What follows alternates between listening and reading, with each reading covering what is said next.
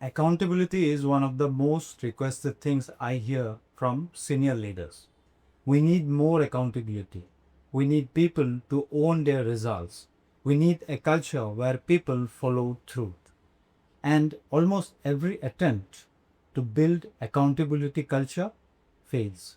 Not because accountability is the wrong goal, but because the way most organizations try to build it actually destroys the conditions under which real accountability can exist. This is the accountability paradox, and understanding it changes everything about how you lead. Most accountability cultures are built on one mechanism: consequences. If you do not deliver, something bad happens. Your rating suffers, your bonus is affected, your manager is disappointed, your career stalls. This mechanism produces compliance. People do what is required to avoid the consequence. They hit the targets that are measured. They avoid the failures that are visible.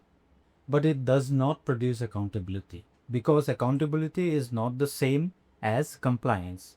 Compliance is doing what is required because something bad happens if you do not. Accountability is owning your results, including the bad ones, because you genuinely care about the outcome and the people depending on it. Compliance can be forced, accountability cannot. And here is the paradox: the harder organizations push on consequences, the more they destroy the psychological conditions under which genuine accountability grows.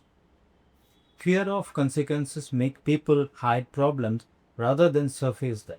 It makes people protect themselves rather than focus on the work.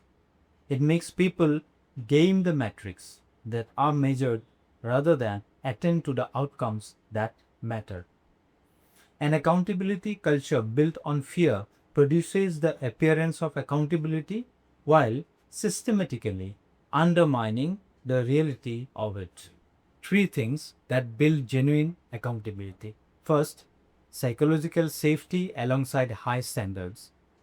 The research on this is unambiguous. Amy Edmondson's decades of work on psychological safety at Harvard consistently finds that the highest performing teams are not the ones with the most pressure.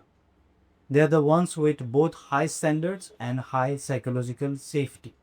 Psychological safety means that people can raise problems, acknowledge mistakes, and ask for help without fear of punishment or humiliation. High standards mean that excellence genuinely matters and mediocrity is not accepted. Both together, not one or the other, is what produces genuine accountability. Because genuine accountability requires people to be honest about what is actually happening, and honesty requires safety. In a fear based culture, people do not tell you when something is going wrong, they tell you when it is already too late. In a psychologically safe culture with high standards, people surface problems early because they know the response will be collaborative problem solving rather than blamed. Second, accountability to purpose, not just to metrics. People who are accountable only to metrics will optimize the metric, regardless of whether that optimization serves the actual purpose. A sales team accountable only to revenue will close deals that damage long term client relationships if that is what closes the number. A hospital accountable only to waiting times will find ways to reduce recorded waiting times that do not actually reduce the experience of waiting. Genuine accountability requires people to understand and care about the purpose behind the metric. Why does this number matter? What does it represent? Who is affected when we get it wrong? When people are connected to purpose, they hold themselves accountable not just to the number but to what the number is supposed to serve. That is a fundamentally different and more robust form of accountability than compliance with a target. Third, model accountability at the top first. Accountability culture cannot be built from the bottom up. It travels downwards or it does not travel at all. When senior leaders acknowledge their own mistakes publicly, when they name what did not work and what they will do differently, they send the most powerful signal available. It is safe to be honest here, including about failure. When senior leaders protect their teams from blame while holding them to high standards, when they absorb pressure from above while maintaining expectations below, they demonstrate what genuine accountability looks like in practice. And when senior leaders gain their own metrics, when they manage reporting rather than reality, they communicate that appearance is what is actually value, regardless of what the stated culture says. A CHRO in a PSU organization came to me with a frustration. She had tried to build accountability for 3 years. Clear targets, consequence frameworks, performance improvement processes, all of it. And her senior managers were still not owning their results. Problems were being hidden until they became crises. Missed targets were being explained rather than addressed. The culture felt like everyone was covering themselves rather than driving outcomes. When I spent time with the senior management team, the pattern was clear. 2 years earlier, a senior leader had been publicly humiliated in one executive meeting for missing a target.